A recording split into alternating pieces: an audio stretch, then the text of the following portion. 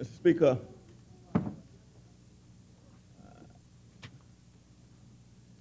the wonderful people of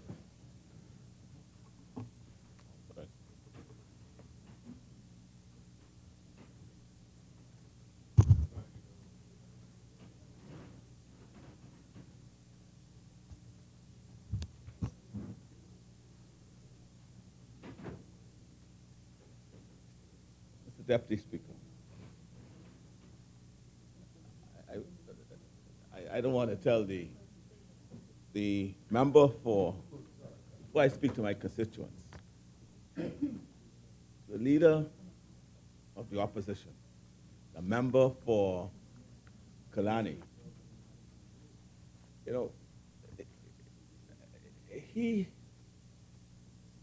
perhaps he could tell me and answer to me, where was it budgeted in the budget of the F&M when they were in administration for the $100 million overrun in the roads, the New Providence Road program? Perhaps he could answer that to me. And perhaps, and I'll talk about this part at another stage, and perhaps he could answer whether or not the former Prime Minister caused checks to be written to BTC employees during the privatization exercise from the public treasury, and tell us where that was budgeted. If he wants to talk about budget, and what was budgeted, and how, whether something is in the budget or not in the budget, could lead to one to believe that they could be fooled in those circumstances. Mr. Speaker, I think, what the leader of the opposition did, he stood up, he referred the Speaker to a rule. And the rule was Rule 30, subsection 7, subsection B. And that relates to the member explaining a material part of his speech, which he claims has been misquoted or misunderstood. He has yet to tell us how we or anyone on this side may have misquoted him or misunderstood what he had to say. And he ends up asking questions. I mean, Mr. Speaker, the time has come, Mr. Speaker, for us to either, we can do what we wish once we allow it.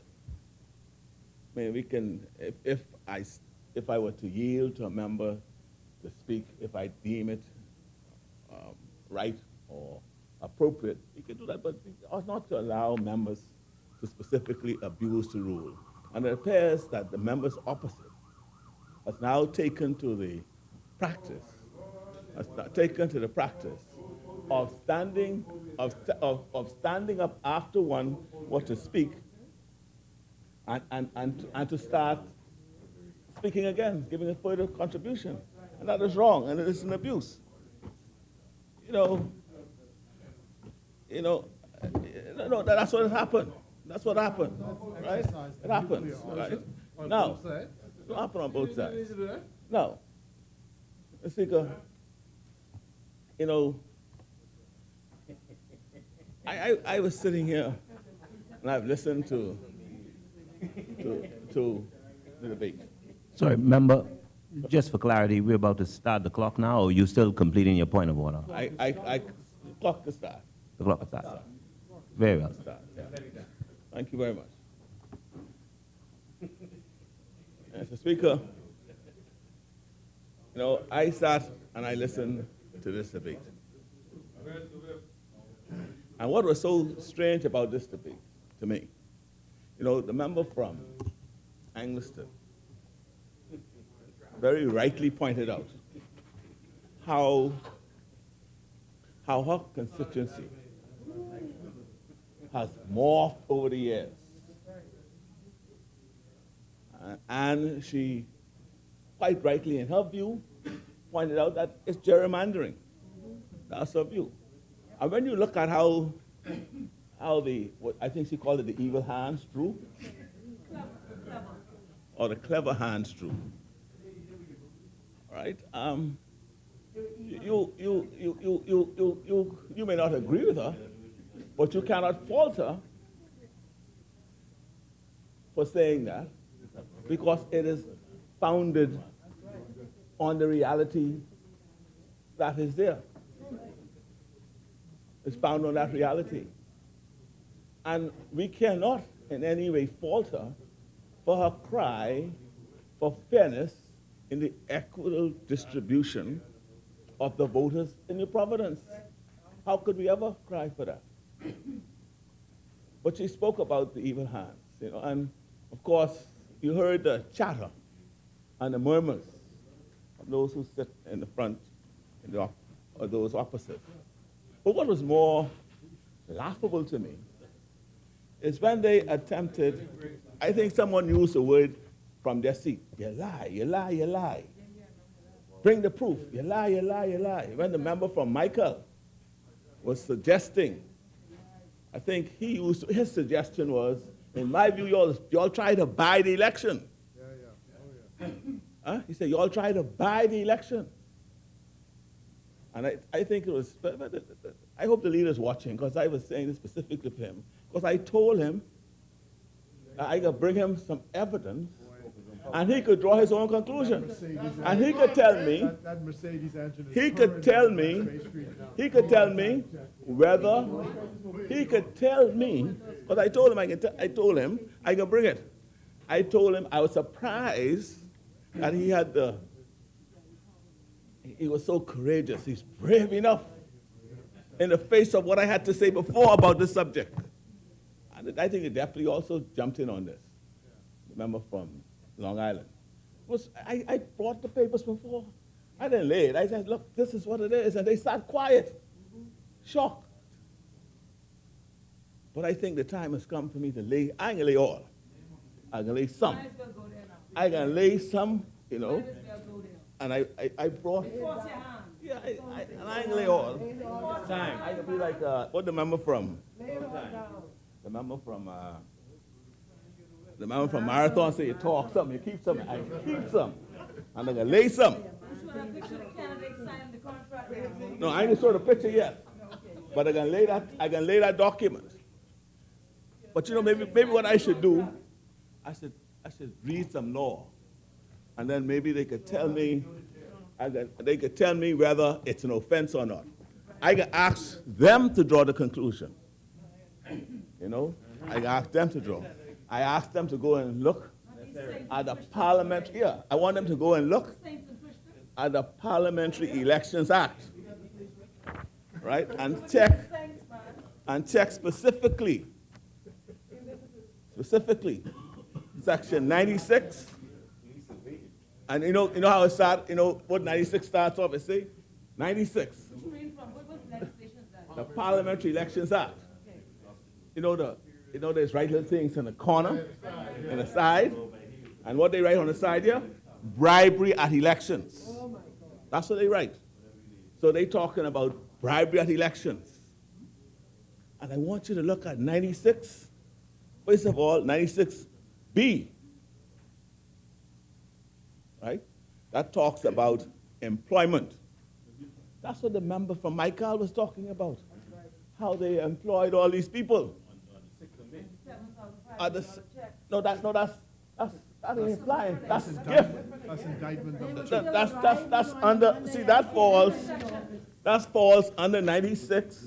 They were still arriving at social 96. F. So I want you all to write these down. And as I said, the column says bribery at elections. I want you to look at 96B. It talks about hiring, employing people. Okay? And then it talks 96F. He won a famous case, right? It speaks about giving the monies and signing contracts. Pass it over there, they might want to read it, because I don't want to believe I'm misleading them. Bribery. Right. Whoever, if they want to see it, they could look at it. They might not see it, but I just want them to let them know. All right. Now, where's Michael? Is Michael here?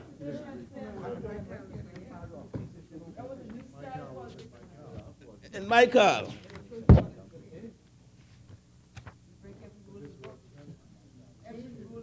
In Inagua. In Inagua, 48. They call it job placement program. 48 now in Inagua. Crooked Island, 32. Auckland. Yeah, man, they even hire people in yeah, they have long key. Yeah, man, they have every goat get a job. Long key. Right? And then they have, and in Auckland's 40. Right, job placement program. Right? Election. The 13th of February. This is 2012. Right? That's when it was. So, Mr. Deputy Speaker, I lay this on the table so that when the member for Michael speaks again, he got the evidence and it's laid on the table and it's now in the annals of the House. Easily accessible fact.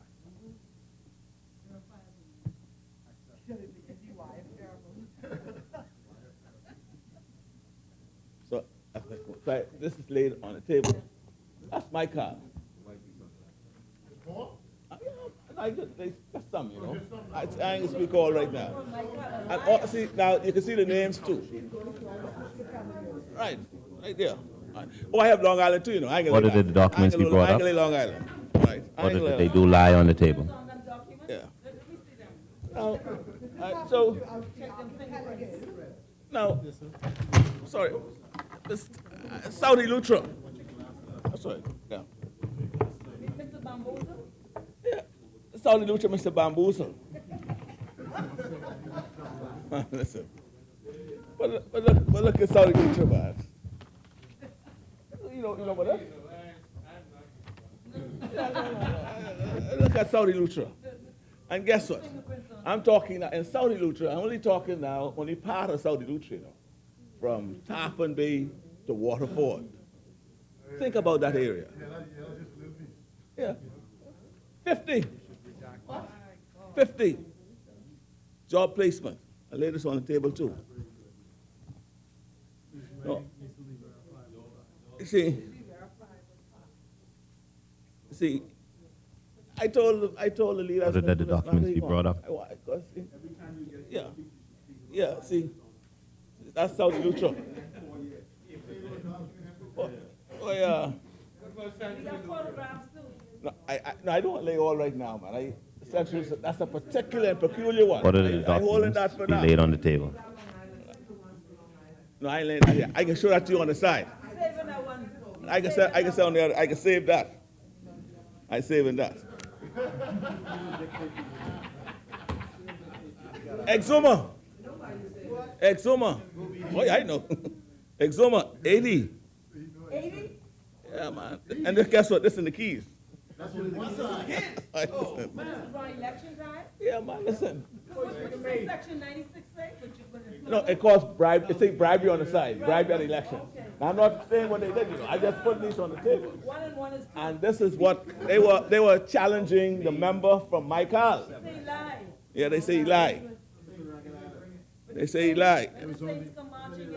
They say he lied, so just Or did the documents lay be that on brought the up? table too. Or did the documents Now- do lie on the table?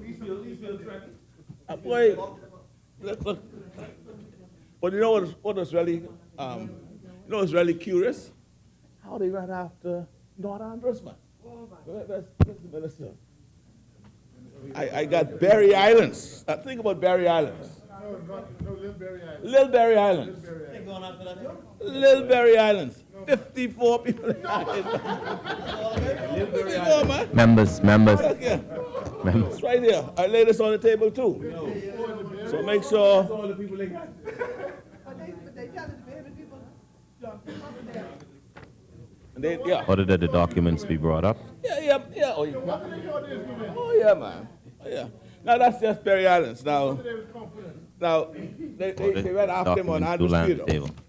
126 in North, between Central and North Numbers. Andros. Just in North Andros. They want this one back. And see, and you look at where they all from, they all up in the North Andros constituency. But they call it Central Andros and North Andros. And when you look at, where they from, right? You see where they from? I lay that too. All that they still couldn't win. Order that the documents be brought up. I lay that too, man. What's up?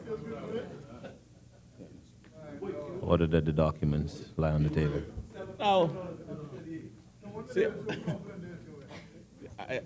I have Cat Island and Rumkins and Sourdough. I ain't gonna lay this one.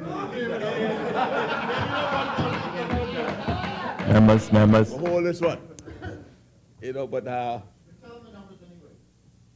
close to 200. and I won't talk about. Let me add it. 0. All right. I carry 1. That's how you do it. All right, now, all I'm saying. Now, I can hold that, man. I ain't go that far. And you see, and just let me tell you some more things, right? You see, I ain't talking about this Grand Bahama. East Grand Long Beach. I got Beverly too, you know. I ain't laid though. Oh, West End and this one right here. You got it right here. Right? Let's go check that. That's a long one. Right? That's on legal paper. But take one. Take one. This Abaco. That's the big one. This Abaco. I can lay that too. But I didn't give you that number. 400. No, Abaco. Right? And you see, now this is fine printed. Look here. Huh? This is Due Providence. Over 3,000. Over 2,000. But I just. You have Andres, right? You have Andres. Members. Order that the documents be brought up. Order that the documents But to land what the I table. what I will lay, right, is the the member from Angleton keeps talking about this picture. See, I had the camera and the picture. With, my classmate, my classmate. From St. John's? St. John's College. Yeah, he was in San Salvador signing a road contract. Right? Yeah. But guess what? A road contract, giving it to the company is called San Salvador Painters and Tilers to fix road. The time in the road.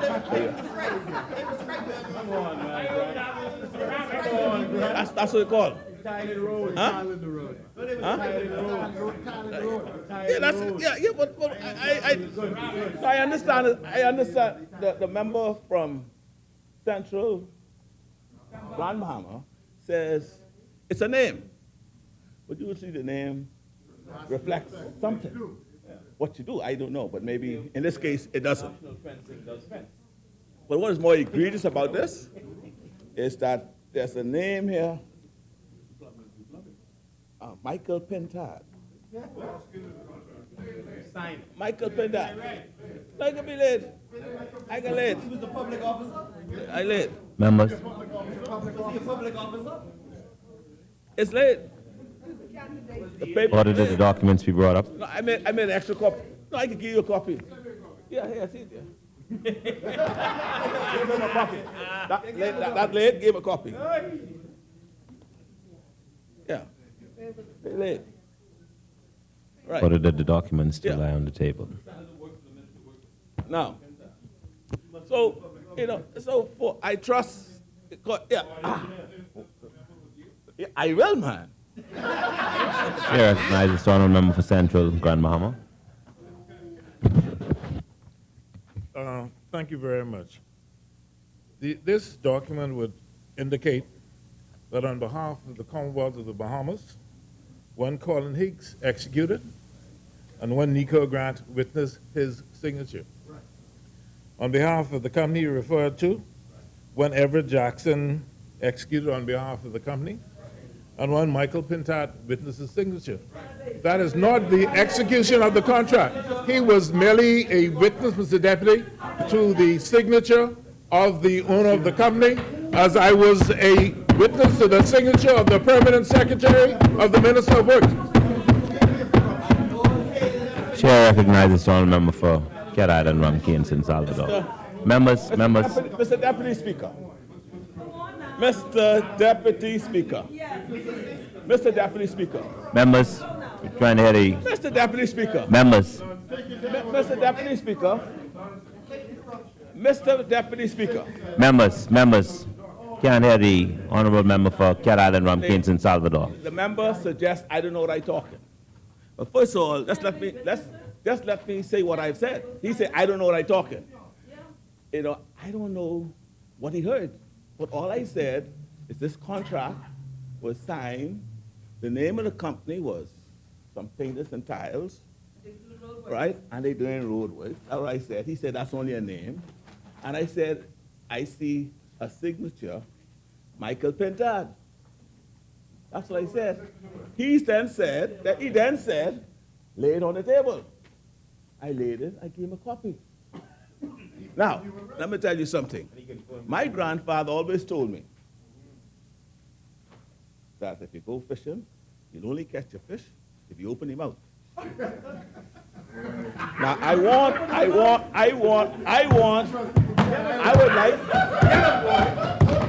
like. Members.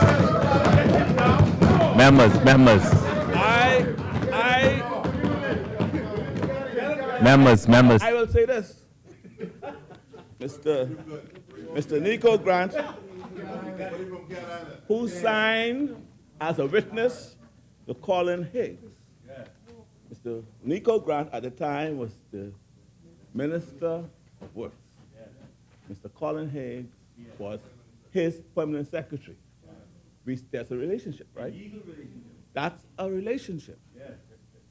I invite him to look, I'll invite him to look to his left and ask the member from Sedan, who is an accountant, and he'll be very familiar with what I'll be saying. Right? Now, what I'm going to suggest to him is that I want the member to tell me, he said he signs as a witness. Well, this is a company called San Salvador Paints and Tilers. That's what he told me. It's a name. Correct. Well, what relationship Michael Pintard has with that company and what he doing witnessing it? Correct. Because companies, there are certain rules, you know. Officers. Directors. His signature is going to be legally binding. Right? It is not unlike. Members. It's not unlike as he, as minister, signs as a witness, and his permanent secretary signs as a substantive officer.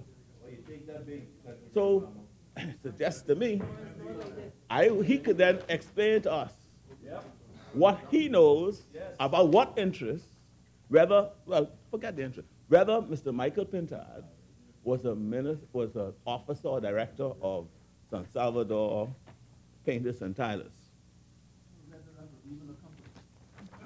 I don't know. I don't even know. So I don't know. So you can, huh? Michael Pintard was the candidate for the Free National Movement. No. He was. Yeah. And let it be known. Yes. Members. Yeah. And he was, Mr. Speaker. Campaign money. Mr. Deputy Speaker. He was,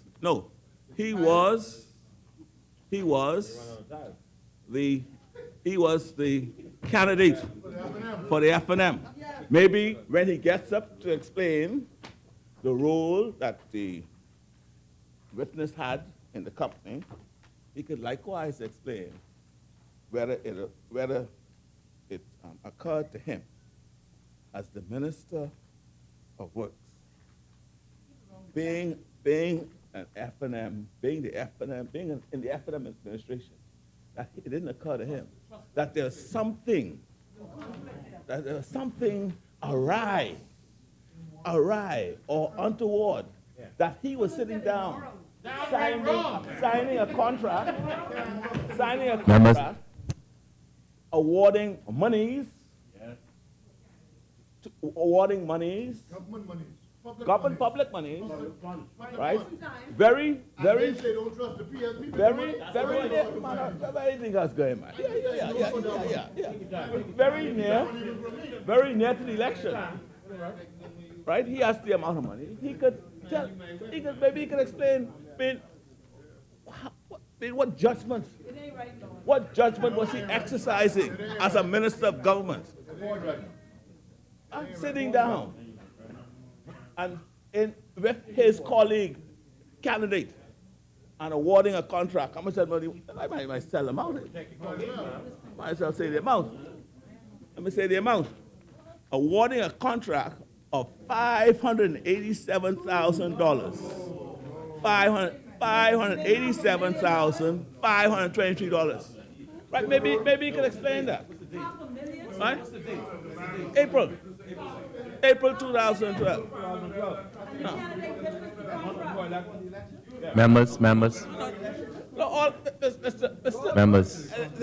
Member for Cat Island, Rumpkin, stop Mr. the Deputy floor. Speaker, you see, he was the minister. He was awarding the contract.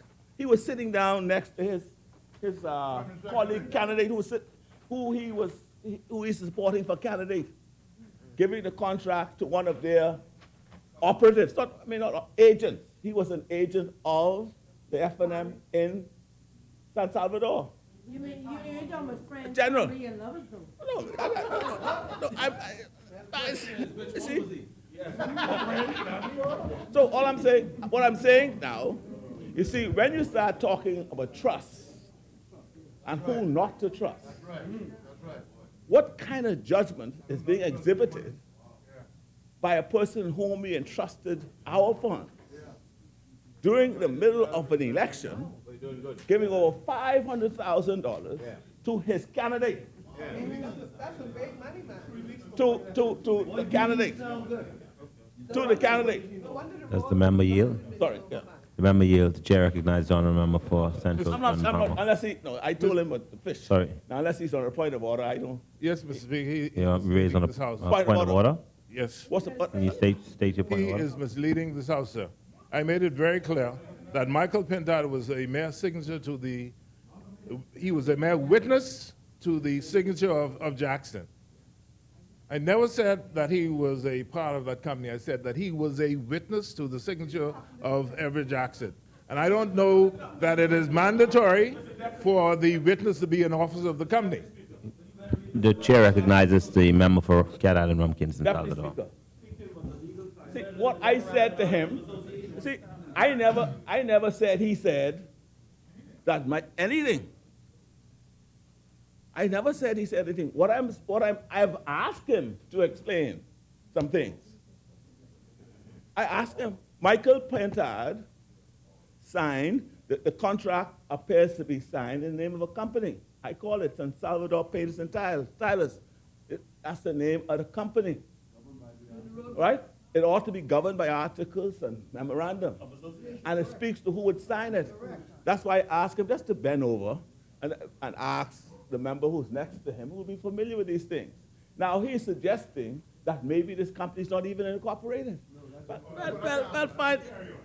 Well, even if that is so, I still ask him whether him as a minister in our government, sitting down during the course of a campaign, signing a contract for over $500,000, right, to one of his cronies, right, a agent at the general of your party and is being witnessed by the candidates. You don't find anything wrong with that? My God. My God. My God. Huh? My God. So all I'm saying, Mr. Speaker, see, I'm not saying anything he said, you know.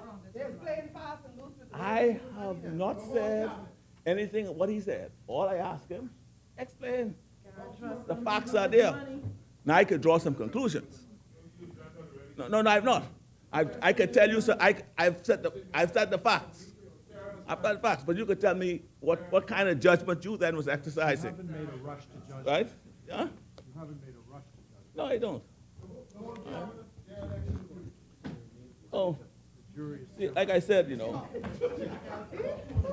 and then they can talk about the PLP, don't trust. But there are a lot more like that. A lot more like that. A lot more like that. But you know, the time will come Hold your voice close, boy. when I get to there.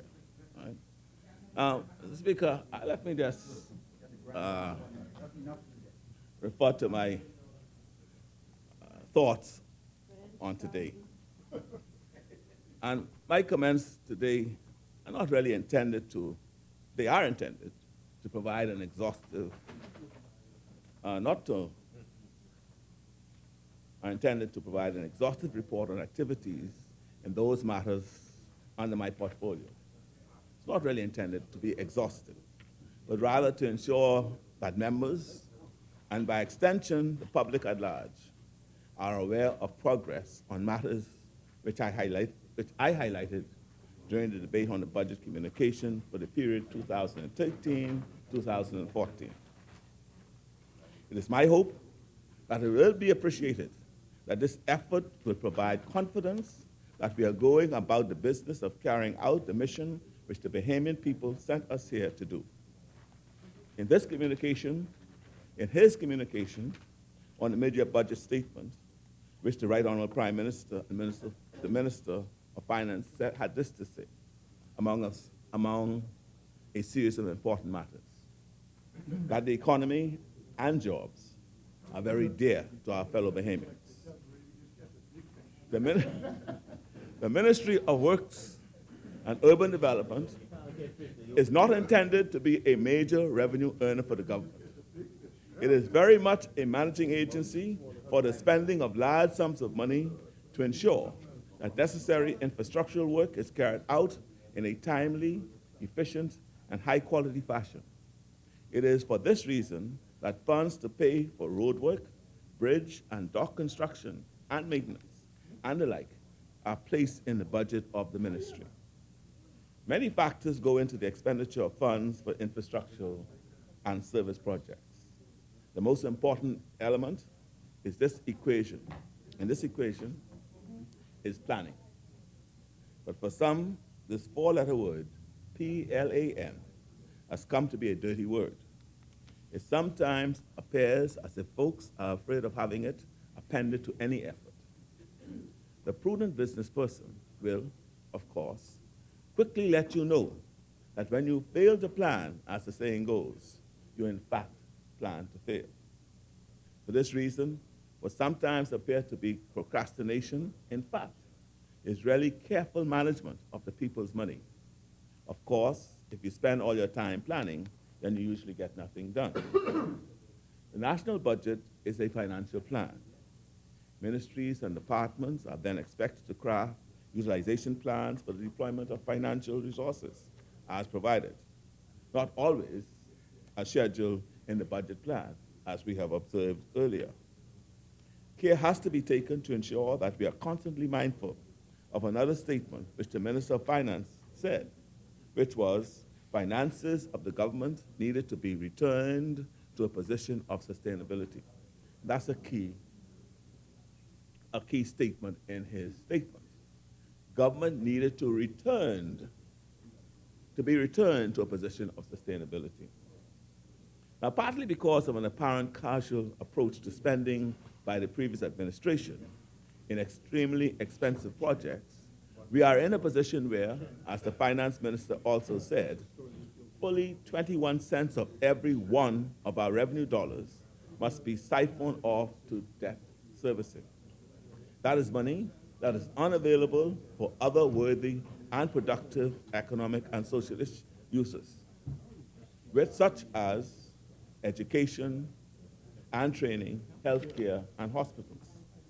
He went on to say, high government borrowings and debt also led to higher rates of interest, which affect the daily lives of all Bahamians through higher monthly payments for consumer loans and mortgages. Workers' pay packets are thus left with less money to cover ongoing and essential living expenses. Now, I don't want anyone to get into any huff.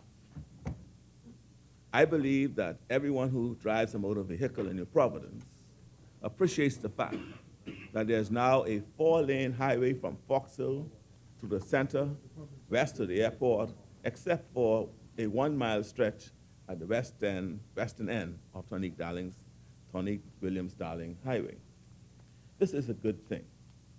Past administrations, PLP and FNM, are to be commended for the vision.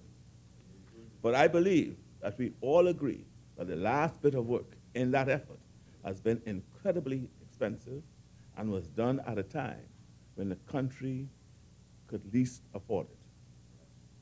The style of government, as practiced by the side opposite, while in government, apparently did not allow consultations with the people in advance of beginning projects, which proved to be major disruptive exercises, resulting in a great deal of pain and suffering on the part of affected citizens. People do deserve better. Even though the government has determined that it has to rein in expenditures, it recognizes that money has to be spent to provide for essential services and to provide essential infrastructural support. Any homeowner will tell you that it makes a great deal of sense to fix a leaking roof when the leak is small than to wait until walls, floors, and furniture are destroyed in a flood resulting from a deluge, even if you have to borrow money to do it. Another example, of course, if you will buy an expensive car versus an inexpensive car. If the expensive car is going to last longer, provide you better service. Similar considerations inform the government's thought processes. When the government spends prudently, it is better able to husband income to avoid having to continuously borrow and to even pay down on existing debt, which then enhances the government's credit rating, which makes future necessary borrowing at better rates.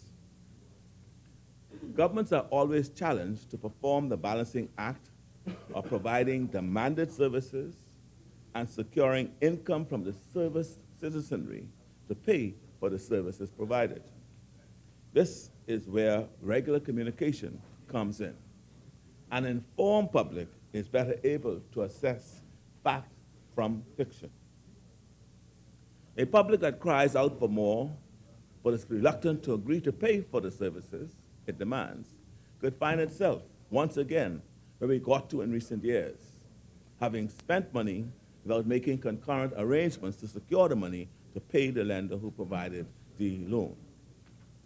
Well, the people chose us to fix this problem, and this we are about to do.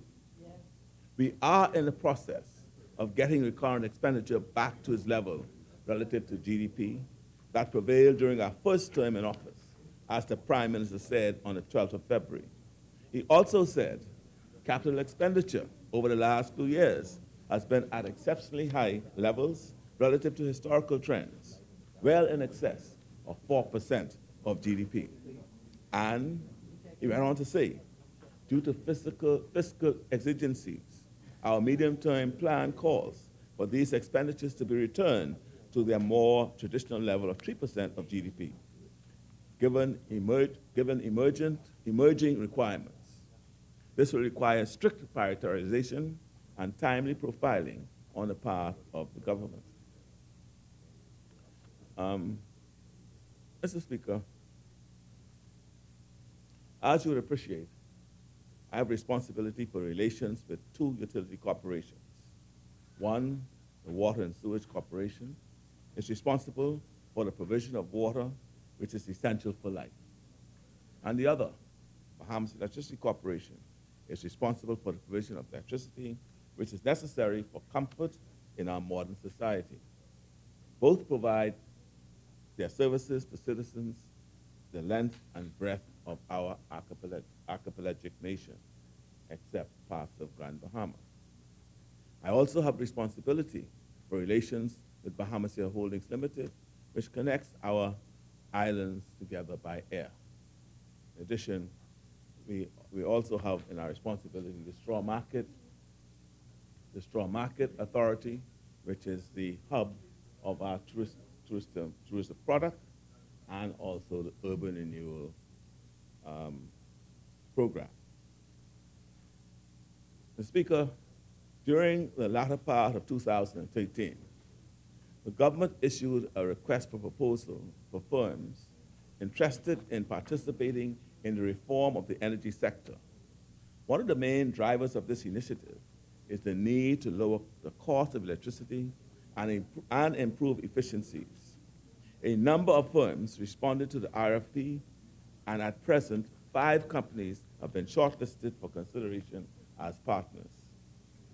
Final presentations have now been made, and they are now being assessed for a recommendation to be made to the government.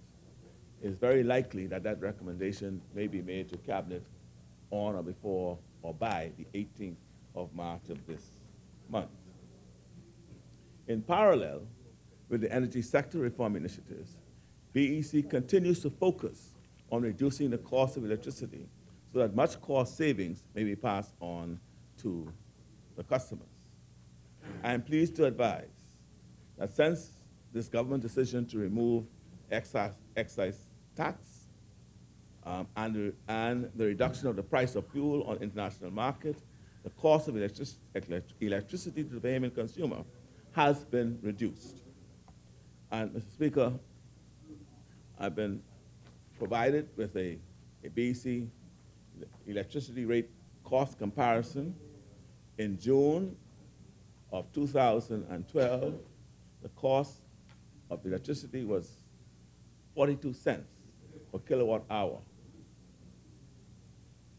In December of 2012, it went down to 38 cents per kilowatt hour.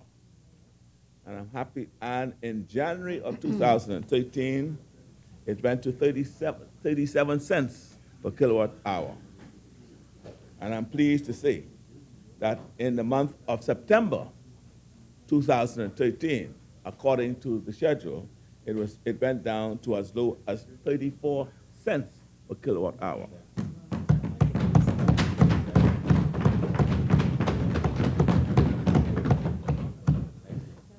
In December, it was back to 35 cents per kilowatt hour, and in January last month, it was 35 cents per kilowatt hour. I'm also pleased to commend the chairman of BEC through his efforts, his board members, management, for taking what I call cost-saving measures to ensure the reduction in energy costs to the Bahamian consumer by proper maintenance, by paying more attention to the wastage at BEC, and truly addressing those issues that impacted costs.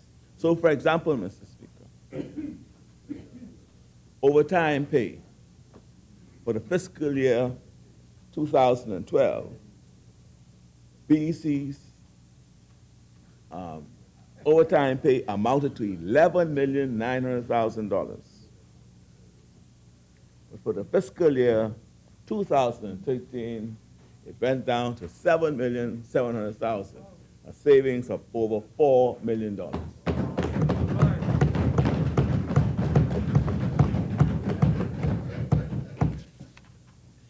And, Mr. Speaker, you would have noted, and the Bahamian people would have noted, that during the summer of 2013, there was no load shedding or blackouts for more than 30 minutes due to power generation because of the maintenance and rehabilitation program for the September. The December 2013 summer months. Well, the whole straight through. All right, for more than 30 minutes. And so, Mr.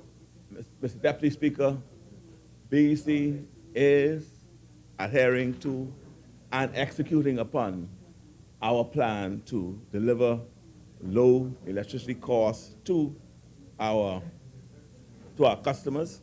And again, I take my hats off to the chairman and his executive team for the work that they're doing there. Mr. Speaker, we note that a number of customers have challenges in paying their electricity bills. And so, being innovative and recognizing the state of the economy, a number of payment arrangements were offered to customers during the mentioned period to assist them with the same. This, however, cannot go on indefinitely, as the corporation also has bills that must be paid. The corporation still struggles with accounts receivables from the private sector. Many of the payment arrangements made over the several varying plans offered have defaulted as the customers are not honoring their arrangements. Also, in an attempt to reduce the over 90-day account balances and hence bad debt, residential customers who paid their arrears in full during selected months were offered a 10% credit. Additionally, residential customers who paid their bills in full before the due date were offered a 2% credit. The corporation has expanded its generation capacity with the installation of a 24-megawatt combustion turbine, thereby increasing the generation capacity in advance of the projected load growth due to the Bahama project. The new unit is also more efficient than the unit that is replaced. A new waste heat boiler was installed at the Clifton Pier Power Station. The completion of this project will result in improved steam production capabilities and hence a more efficient operations at Clifton Pier. Installation of an expanded and upgraded supervisory control and data acquisition system, commonly called SCADA, is presently underway. This system is expected to not only assist with data collection, but also help reduce outages times, and in some instances, prevent outages. The parking lot at the administration site on Tucker Road was repaired and expanded in order to improve facilities for customers and employees. Installation of CCTV at various sites have commenced, and a perimeter wall is being constructed around the Big Pond compound in order to improve the security of customers, employees, and BEC's assets. In preparation for the summer peak, maintenance of various generators have already commenced. And again, I commend the chairman, board members, and BEC staff for cooperating in cooperating with the government to achieve its overarching goal, that is to deliver affordable electricity to our people.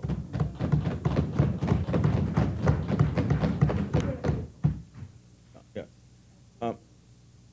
Mr. Speaker, the Water and Sewage Corporation's main focus has been on the implementation of the Inter-American Development Bank loan program. During the period July 2013 to December 2013, contracts were awarded to, one, prepare a sewage master plan for New Providence and identify and procure over $14 million in critical sewage works. This is critical. To provide the corporation with the public relations assistance over the next few years to improve the corporation's communication with the customers and to win back customers who have sought alternative supplies, and to carry out a socio-economic survey to assess customers' perceptions of water and sewage, and also provide baseline data to assess the economic benefits of the loan program when it is completed. The procurement process has started for consulting services to develop and implement regulatory reform in the sector by establishing independent regulators to oversee water and sewage performance and drive efficiency and customer service improvements. Work continues, and this is critical, Mr. Deputy Speaker. Work continues on a non-revenue water reduction project with already measurable reductions in losses. The non-revenue water has already been reduced by almost 500,000 gallons per day, with an additional reduction of 1 million per day targeted for the year 2014.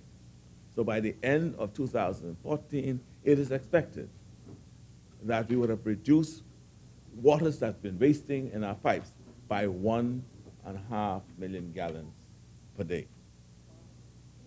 That is a critical component to putting water and sewage on a sustainable financial path. Because, Mr. Speaker, government subsidies to the corporation remain high, with $20 million allocated in the 2013-2014 budget. The board of the corporation is presently considering an action plan for developing the Water and Sewage Corporation into a financially and operationally sustainable entity. Over 20,000 feet of pipe has been laid in New Providence to replace old infrastructure and to improve water quality and service in areas such as Columbus Avenue and Hawkins Hill. As part of the non-revenue water reduction contract, areas identified with excessive leakage have also had pipe replaced. The focus continues to be on water quality improvements through replacement of unlined iron pipes. Bahamas Air. Mr. Speaker, Bahamas Air continues to be both an expensive investment and an essential service for our many communities scattered throughout our many islands. December marked the end of the first half of the fiscal year 2012-2014, and I'm pleased to say that progress is being made financially and operationally at Bahamas Air.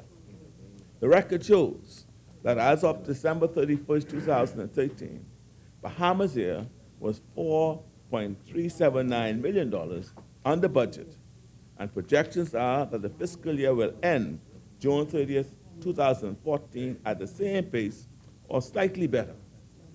This positive change is due to strong initiatives adopted towards increasing revenues and reducing expenses. In an effort to reduce expenses, the 3 times weekly flights into Treasure Key was outsourced owing to very light passenger loads. The arrangements were made in collaboration with the Abaco Chamber of Commerce, hoteliers, and the administrator's office. Also, the round-robin flights between Nassau, Governor's Harbor, and North Eleuthera were discontinued for the same reason without inconvenience to travelers. Despite moderate financial improvements, the national flag carrier remains in poor financial health and requires substantial government subsidies in order to continue operating. During the first half of this fiscal year, Bahamas Air reintroduced direct service between Nassau and West Palm Beach, which I understand is doing reasonably well. During the month of November, there was a very smooth transition from the old domestic terminal to the new state-of-the-art facilities, which I am told are very much enjoyed by the traveling public and staff. Minister, member from that's number 1 in the region, thanks to our Prime Minister of Transport, member for Angleston. Looking forward in 2014, Bahamas Air has accepted delivery of a 3rd Boeing 737-500 aircraft, which demonstrates this government's commitment to providing the national flag carrier with necessary resources to compete effectively and enhance revenue.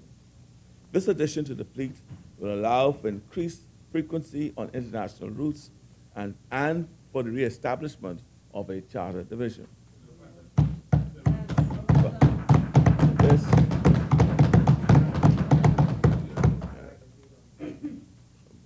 Bahamas Air is committed to playing a pivotal role in the Ministry of Tourism's initiatives, as was mentioned by the member from West End, to increase airlift into Grand Bahama from 8 U.S. cities. Flights are projected to commence on the 1st of May this year. I'm very optimistic of a positive future for the national flying carrier, and I am grateful to the Board of Directors, management, and staff for the efforts towards making Bahamas Air efficient and viable. Mr. Speaker, there's always interest and concern on matters related to roads, docks, and bridges, as well as buildings necessary for the government's work. We hear about, each member would have talked about what's happening in their particular constituency as it relates to any one of those components that exist in their constituency. So the road to Selena Point has to be fixed. The roads in Maguana will be fixed. So will the road to Selena Point. But we have begun a process of necessary resource strengthening measures. A critical element of this great improvement is our computer technological capacity. That's what we're attempting to do. Now, this is not proceeding as quickly as we would like. Even though we were challenged in the Ministry of Works and Urban Development, I am pleased to confirm that significant fulfillment has still been possible. The ministry estimates that the total spend on work projects at the half-year point, 31st of December 2013, is approximately $45 million, less than 50% of the budgeted $112 million.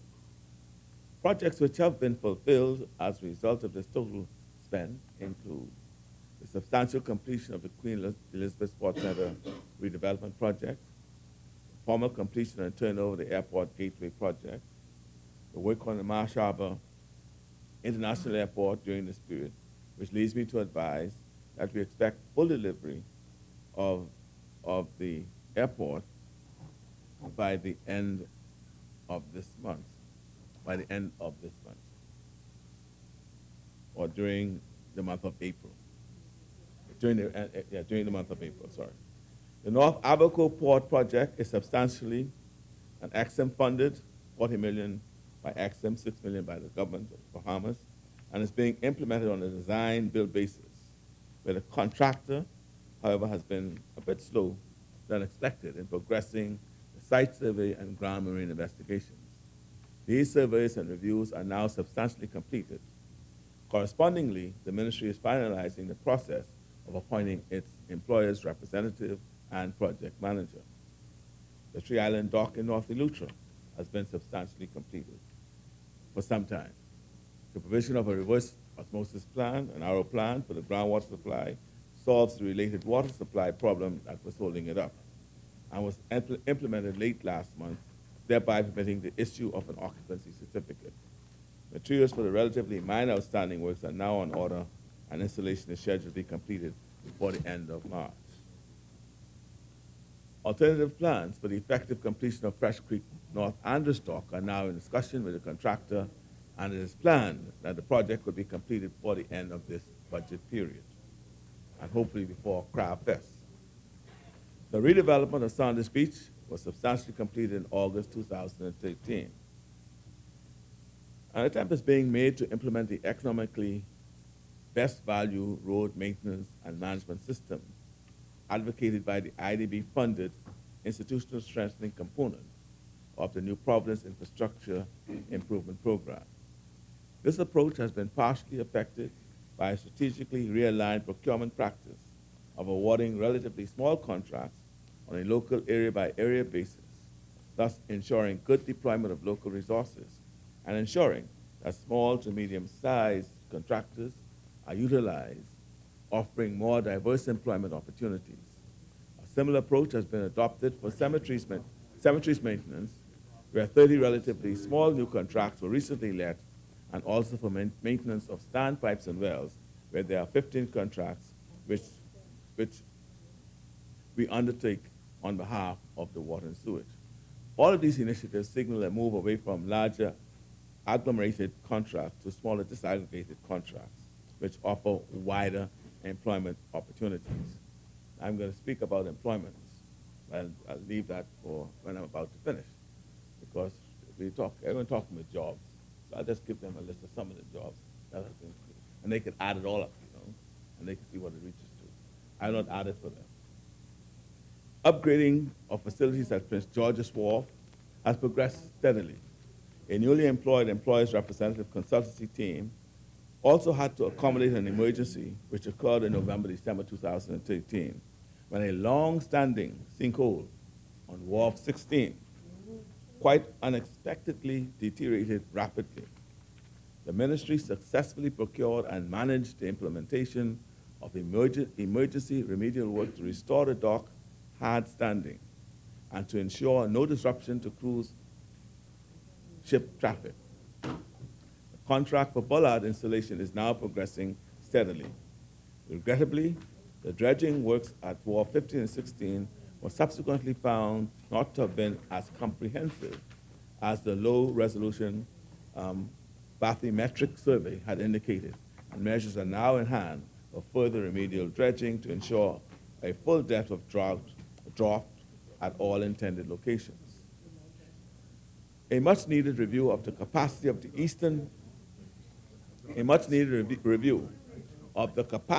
of the Eastern Paradise Island Bridge crossing is finally reaching fruition with a contract for load testing of the bridge that was completed this January, and we await that report.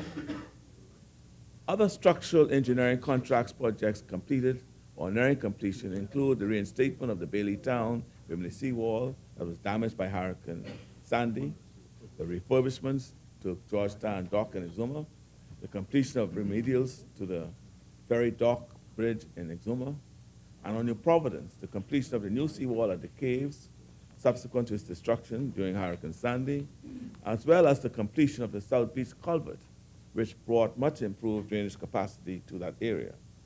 And elsewhere on the Family Islands, contracts were let for repairs and ongoing maintenance for roads in San Salvador and for road and seawall repair in Cat Island.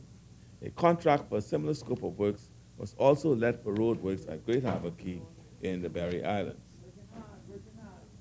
Mr. Speaker, on the building projects front, works were substantially completed at the new NEMA Center on Gladstone Road. Of course, there was a fire at that center, and we are now trying to have that repaired, and works are about to start so that it will be ready before the hurricane season starts. The Pompey Museum,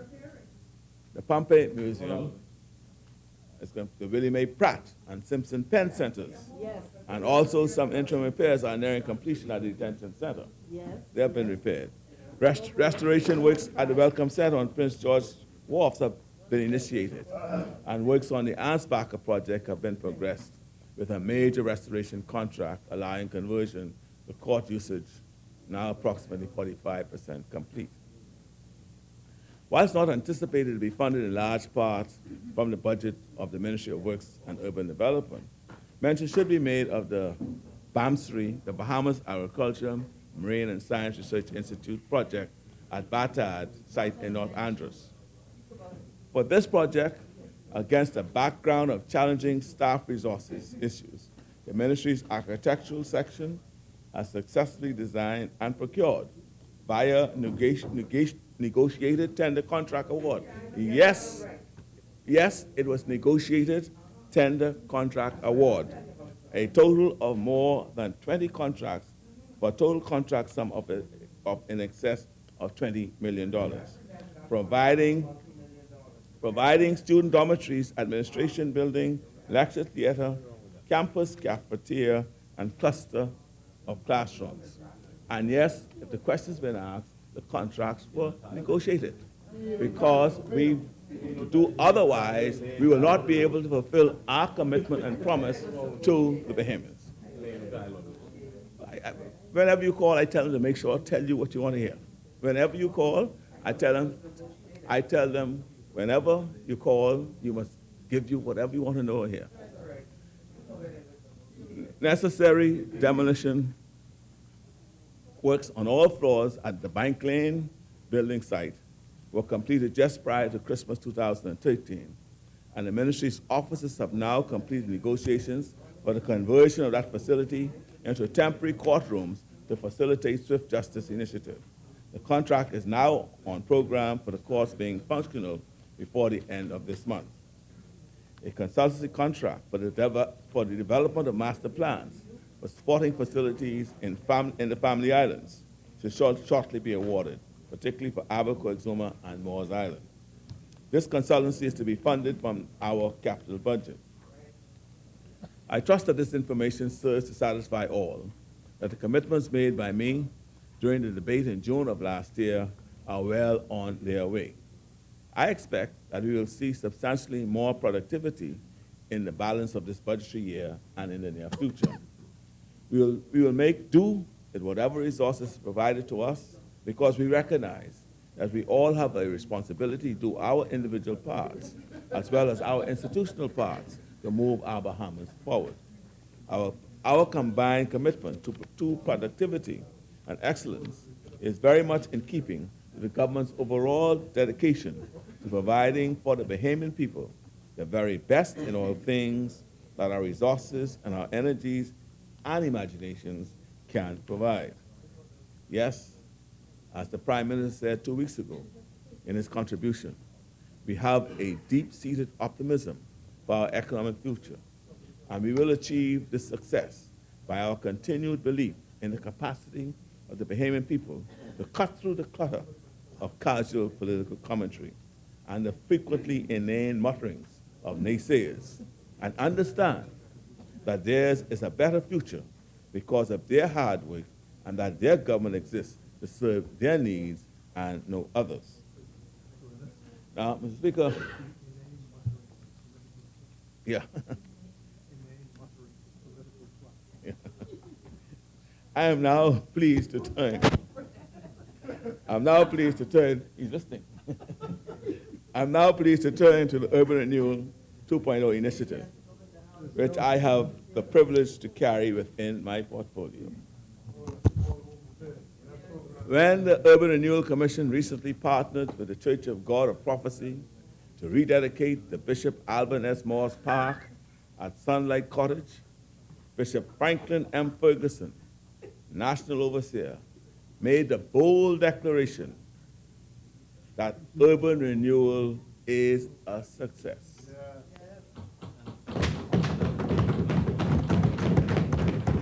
I will add my voice to the good Reverend's Bishop's. Urban renewal is indeed a success. The PLP government, born of the age of Sir Lyndon, envisioned the creation of opportunity for all Bahamians and to wipe every tear from every eye. The PLP brought for Bahamians a naked hope that unleashed a massive social and political revolution, creating a wealthy middle class and opening doors of educational and all-embracing social opportunities. It was the PLP government that did those things. The PLP government still cares and is aware that the wider economic and social effects of the Great Recession of 2009 eroded a good deal of the traction that the Bahamians had gained over the years.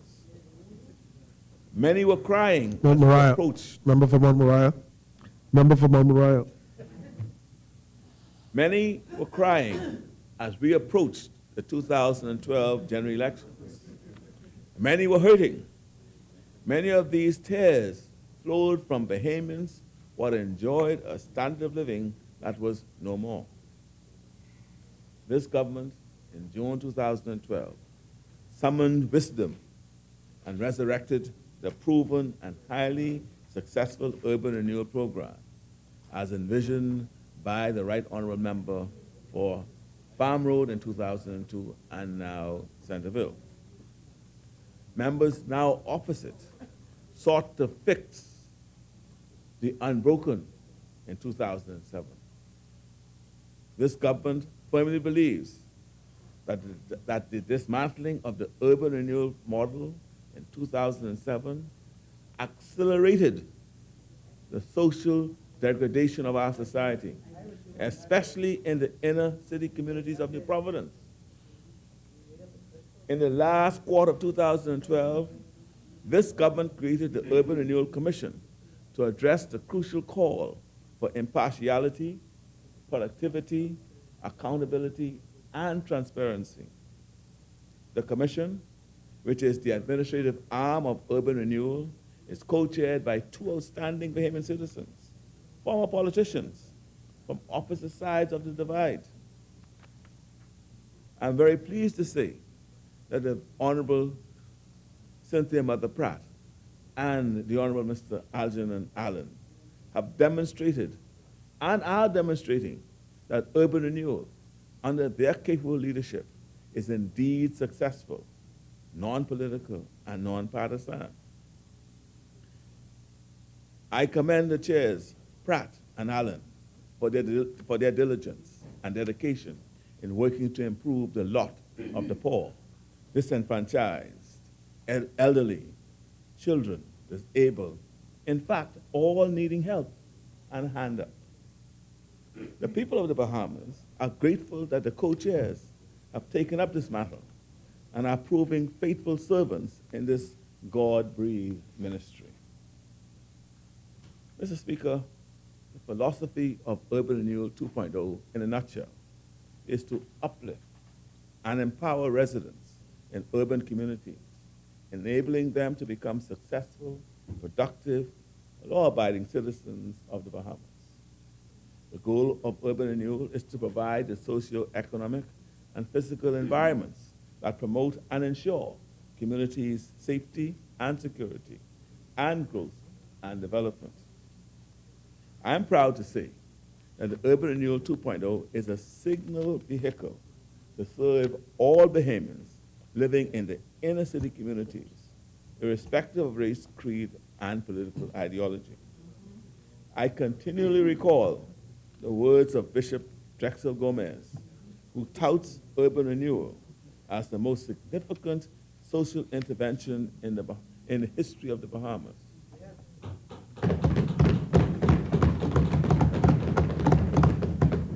I think since national insurance. Yes, Mr. Speaker, I say again, urban renewal is the most significant social intervention. I believe that all men and women desire opportunities to realize their full potential, to achieve their dreams and aspirations. However, some men, some women, due to circumstances beyond their control, need government's intervention in a more sustained and intensive and sometimes intrusive manner to achieve their dreams and desires. Urban renewal is government's response to this hope, a long-term, sustained, institutionalized endeavor to touch the hearts and minds of every Bahamian citizen. It embodies the government's one-stop shop philosophy, involving government and non-government agencies, giving high priority to public-private partnerships, partnerships to address poverty, crime, and criminality, and concomitant social ills that plague our beloved Bahamaland, particularly on the islands of Grand Bahama and New Providence, our most populated island centers. In New Providence, Mr. Speaker, because of the high level of crime and the fear of crime, and because recent statistics reveal that serious crimes are concentrated in the most populous inner city communities, the police have intensified its community policing interventions with almost daily walkabouts for intelligence gathering. As a result of the government's mandate and concentrated efforts and magnification of community policing through urban renewal centers, inner city residents are witnessing the positive results of working with and assisting the police in arresting crime and criminality and in creating safe and secure neighborhoods. Mr. Speaker, I applaud the hard work of Urban Renewal Operations Directorate under the management of Superintendents Carolyn Bowe and Stephen Dean. These superintendents guide the officers of the Royal Bahamas Police and Royal Bahamas Defense Force in collaboration with civilian officers and volunteers at the Urban Renewal Centers to perform a yeoman's job in the inner city. These neighborhoods have a strong friendship with law enforcement as demonstrated in yesteryears. I also applaud the hard work of senior social worker Deborah Smith and her dedicated team of social workers assigned to urban renewal. There's so much work to be done in the urban communities, but these officers have proven time and time again that they are not daunted by the task at hand. I know that these social workers posted to urban renewal desperately need transportation, and I'm sure that the relevant agencies is aware and they are addressing this matter. The Department of Environmental Health Services plays a crucial role in educating the populace on best environmental health practices. That agency continues to promote clean, green, and pristine environments in urban areas as it removes tons of unsightly environmental blight. In this regard, I recognize and appreciate the dedicated work of Environmental Health Officer Marie Coakley at the Urban Renewal Operations Directorate on Collins Avenue. Mr. Speaker, I challenge Bahamians of all social strata to pass by the urban renewal centers and see the beehive of activity emanating therefrom, especially when school children harbor for the after-school programs and band practice. See for yourself.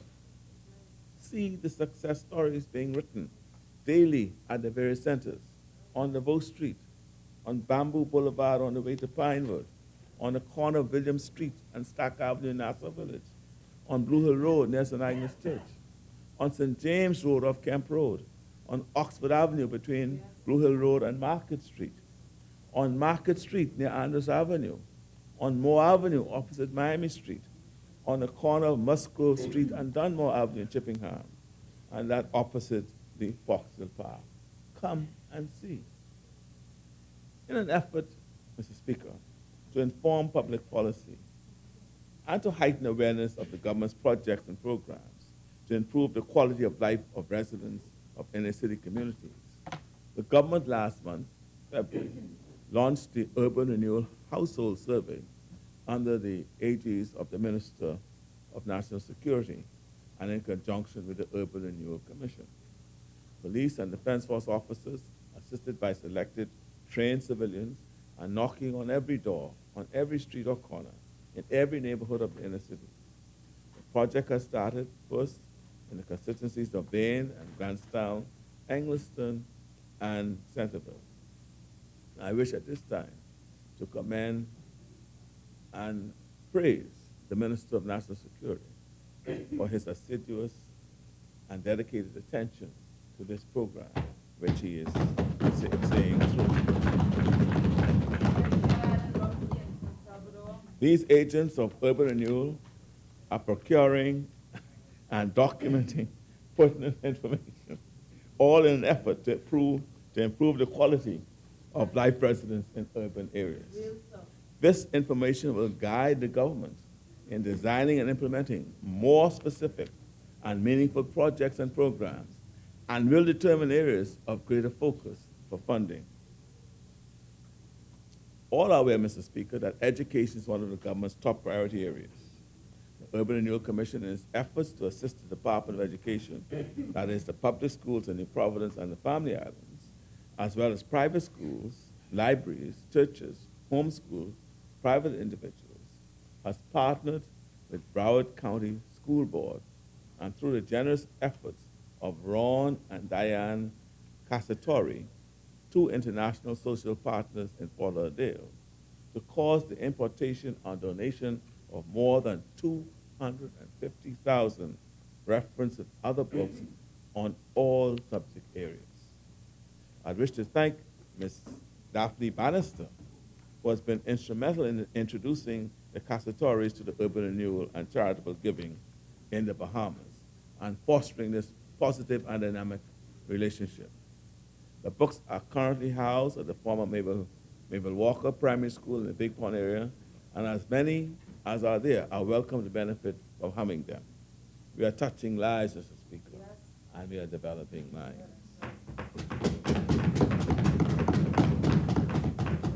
In addition to books, the Cassatories and their associates in Port Lauderdale continue to donate goods, including desks, chairs, computers, overhead projectors, clothing, shoes, etc., to urban renewal for distribution to schools and to those in need. The Bahamas is indebted to them and indeed to all of urban renewal's social partners. Mr. Speaker, the Urban Renewal Commission has been mandated to manage the small home repairs project. All recommendations for small house repairs, therefore, are referred to the Commission. The Urban Renewal co-chairs review and approve recommendations for small house repairs, with priority being given to the repair of houses in the inner city, including the houses of the elderly and disabled. It is the government's policy that contractors engage in the small home repairs project, as far as practicable, come from the respective inner city communities. These contractors are therefore known to the residents. It is also the government's policy that ex-convicts and persons who had unfortunate encounters with the law, who reside in these urban communities, and who are contractors and tradesmen, as far as practicable, be given an opportunity to work with the small home repairs project. Yeah. I am to report that the Urban Renewal Commission co-chairs sought to diligently implement government's restorative and redemptive policy to the small home repairs project. I say it, even if the critics say that I boast. Urban Renewal is writing its story of success daily. And so I boast. During the first phase of the small home repairs project, from December 2013 to February 2014, some 310 houses were repaired at a total cost of $3.1 million. That amount included the quantity surveyors and accountants consultants' fees. The average contract amount was around $9,000. Mr. Speaker, the small home repairs project represented a way out of no way for many of the contractors. Many of them were hurting, distressed by their financial situation, and or oppressed by a system that does not hire people who are challenged by prior encounters with the law. Almost 200 small contractors were directly employed in phase one of the small home repairs project. And many of those contractors subcontracted to skilled tradesmen and others from the various communities. I'm advised that the total employment well exceeded 2,000 persons, electricians, plumbers, carpenters, masons, and helpers. 2,000 more were employed in that program. This government is indeed concerned with wiping every tear from every eye. But Mr. Speaker, tears continue to flow. Tears of joy flow. Tears of joy flowed from the eyes of the elderly woman in Gambia who had a bathroom installed in her home for the first time. Tears of joy flowed from the eyes of the gentleman of Enos Corner, who was moved from a shack to a one-bedroom house, fully furnished to the generosity of Kiwanis Club of Nassau, one of Urban Renewal's social partners. I intentionally mentioned the Lady of Gambia to illustrate the fact that this government is serious about non-partisanship, partisanship in urban renewal. There are 3 areas in New Providence represented by members opposite. Within these areas, urban renewal caused the repair of 50 houses. Now, 25 of which was in the Kalani constituency. 25 of which was in the Kalani constituency. Now, so you know, I wish the member from Kalani was here, because you know he met the co-chairs, he met with them. They went and had lunch. We'll get to Long Island in due course. He went to lunch with the co-chairs. Called him. I think he met with the member from Montague or St. Anne's was with him. They discussed the program, and he told them, look, let your people send. It looked like he took all. He took 25 out of 50. Yeah, the member for Kalani, man. he should have shared it more favorably, I would have thought. He took 25. So, you know, when they say that the program ain't wicked, right? If the program ain't wicked, all right? If the program ain't working, man, he came, you know, and you know, see, and you know, he chose the contractors. In fact, he didn't choose it. He appointed someone to choose his contractors. I ain't calling him.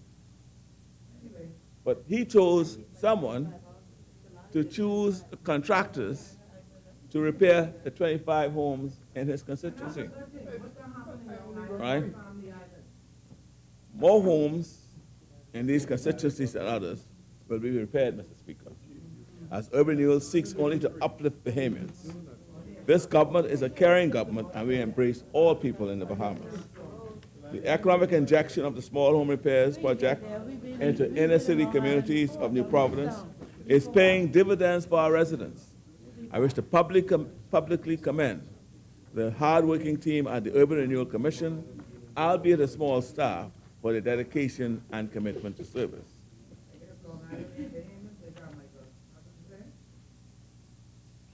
Mr. Speaker, I must recognize the CCMG, the quantity surveying firm, contracted to ensure quality repair works in the small home repairs project, and also accounting outsource services.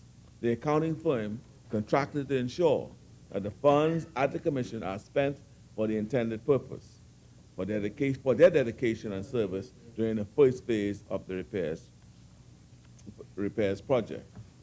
I am certain that lessons were learned by all concerned during the first phase of the small home repairs, and that the team at the commission is now better prepared to manage phase 2 of the project, which will be commenced very shortly. Urban Renewal 2.0, Mr. Speaker, is poised to fly to greater heights with the advent of the Boys and Girls Clubs of the Bahamas, patterned after the Boys and Girls Club of America, and with the introduction of the Urban Sporting League to promote intercity competition. These clubs will embrace the programs and activities associated with urban renewal, catering to moral, social, and economic wholesome activities. The Urban Renewal Foundation will assist with the financing of these initiatives. I am pleased to advise that the Renewal Foundation officers and council members are fully committed to promoting and marketing the urban renewal initiatives, both locally and internationally, and they recognize that millions of dollars are needed to implement a myriad of programs to uplift and empower urban residents across the Bahamas. Mr. Speaker, the fine lady and gentlemen who comprise the council are prominent members of our society. They are well known for their professional acumen and for their philanthropy. They are Ms. Tanya McCartney. These are the members of the council. Ms. Tanya McCartney, Managing Director of FINCO. Mr. Felix Stubbs, General Manager of IBM. Mr. Paul Andy Gomez, Senior Partner of Grant Thornton. Mr. Taryn McKinsey, Vice President of Albany. And Mr. Peter Bates, proprietor of the Sign Man Bahamas. On behalf of the Bahamas government, I thank each of them for their enthusiastic service.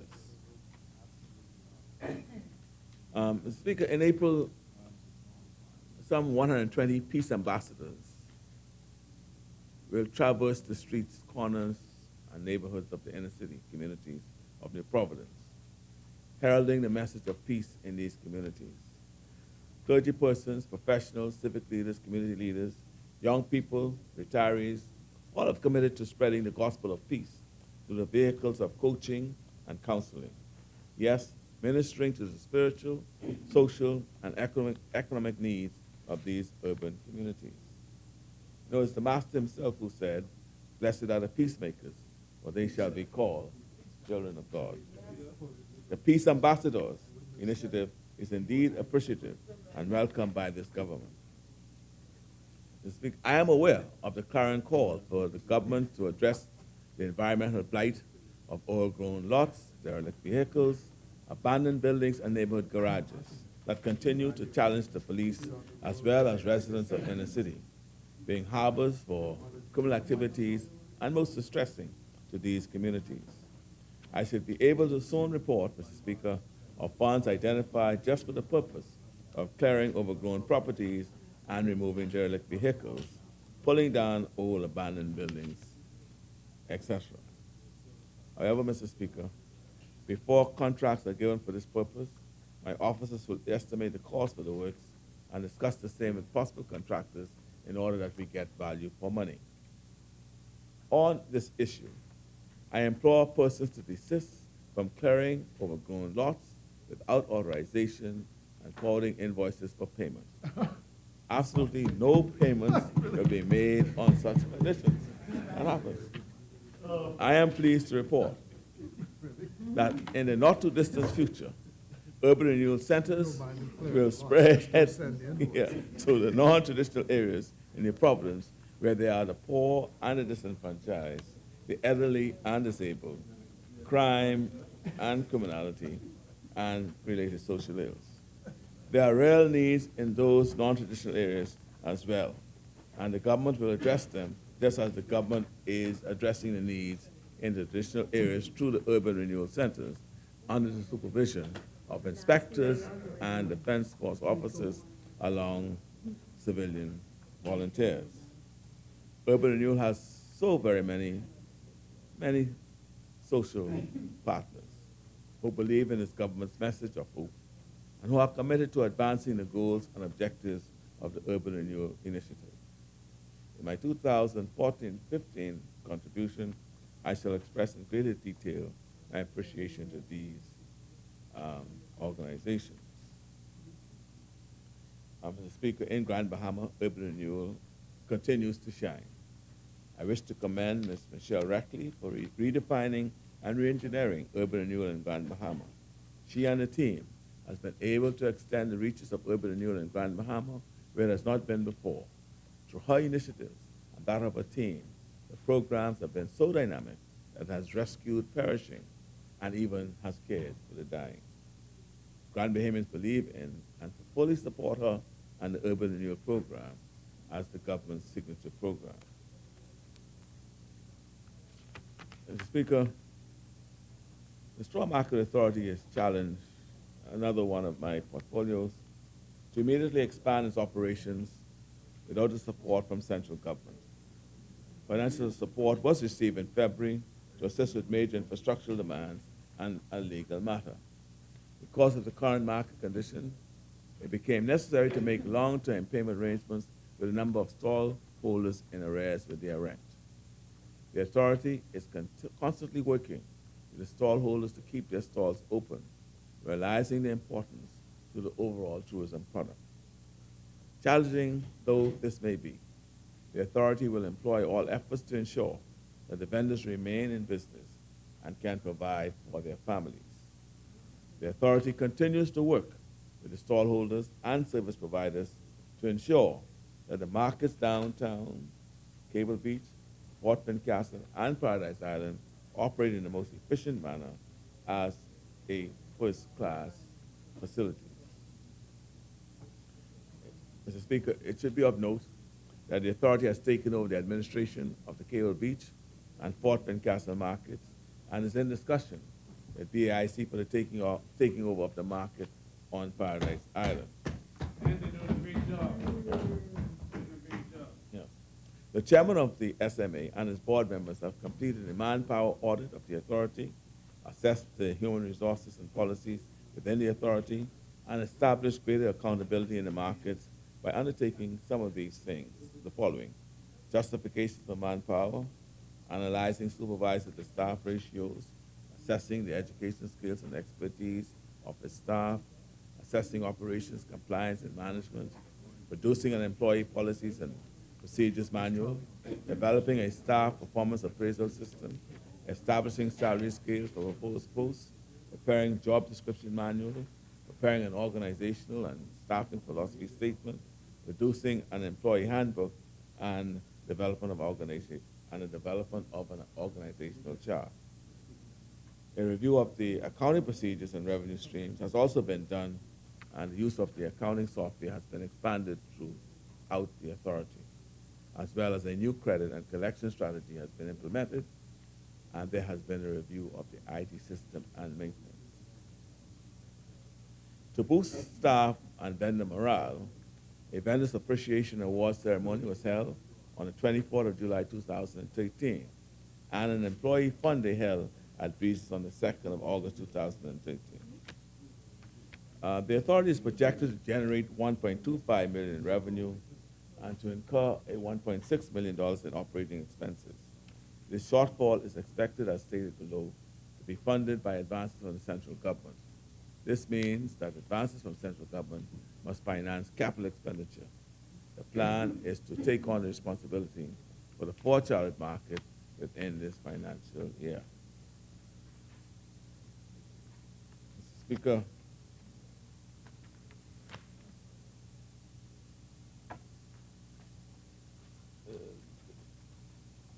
that is an account of what has been happening for the half year in our ministry and some projections. But I'll be remiss that if I just don't address one other topic. I'll just share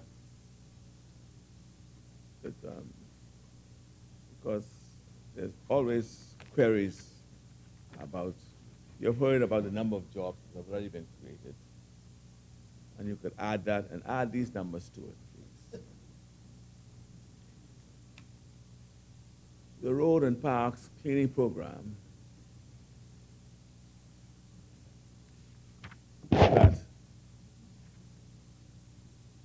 that has been implemented now has 529 contractors.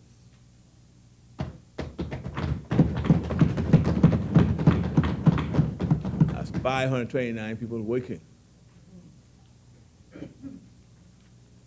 In respect to that, those contractors, right, have employed over 1,000 workers. So in the whole program, there's a total of 1,543 persons working. You can add to that 60 for the cemeteries. There are 30 contractors in cemeteries, I mentioned, and each of them have hired at least 2 persons. You could add another 60. And you could add another 15 for the standpipe and maintenance. Insofar as you could add another for the other, and I'm not talking about all of what's happening, because I don't think it calls for, but just to let the Bahamian people know that we are creating jobs, and jobs are being created. Now let's tell them, you have Ansbacher, that is going on. You have more than 100 people working there. The detention center, Dorm A, Dorm B, you have 110 persons working there.